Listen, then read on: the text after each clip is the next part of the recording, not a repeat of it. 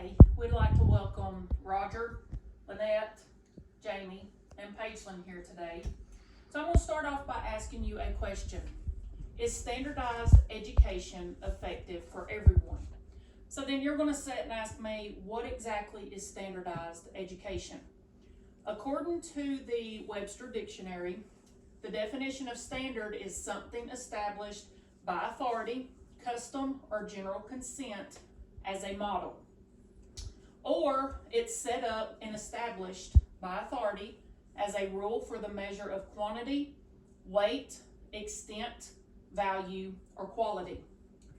So standard education is a standard that we have deemed acceptable, and children need to achieve that level. I'm going to share a quote with you from Albert Einstein, and according to the Encyclopedia Britannica, he is the most influential physicist of the 20th century.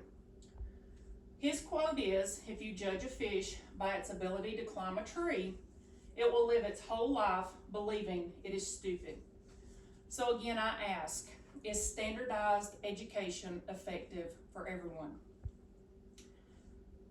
This is my son, Jamie. 2 years ago, he was diagnosed as having dyslexia. We noticed that there was an issue with his reading and he started falling behind. He was also reversing some letters and numbers when he would write. At that point, we pulled him out of the standard school system and began to homeschool him, where he is effectively coming forth with his schooling. We both realized that standardized education was not the best for him. Not everyone can function under a single standard.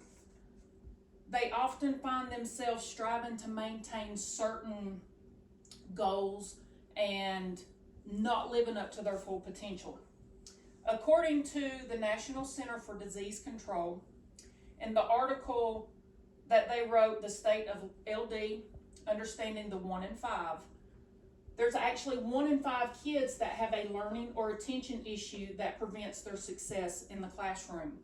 So if we look at a standard size classroom of say 25, that's a potential of 5 kids having an issue with learning. The Understood team wrote an article titled Learning Disability by Numbers. And in that article, it says that 30% of general ed teachers feel that they could be successful in teaching a student with learning issues. But that leaves us with 70% that do not feel that they are adequately prepared to teach these kids. Struggling to learn in an environment that does not meet their needs leaves a child feeling alienated, alone. They often lead to other issues like acting out in class or depression, and even in the long run, dropping out of school altogether. A lot of times these kids act out because they are trying to hide the fact that they cannot maintain that standard goal. They cannot achieve what others are achieving. However, if given the correct tools and adequate support, these kids can be successful alongside their peers and reach their full potential. So just because they struggle doesn't mean that they are not capable of reaching that potential. In fact, many successful individuals have been diagnosed or believed to have had a learning disability. According to Healthline.com and Understood.com, these are some of the people that had learning disabilities. Michael Phelps and Justin Timberlake had ADHD. Jennifer Aniston, Albert Einstein, and Henry Winkler had dyslexia. So if kids can succeed by their peers if given a proper tool and assistance in their education, as far as learning, they are capable. In closing, standardized education does negatively affect those with learning or attention issues.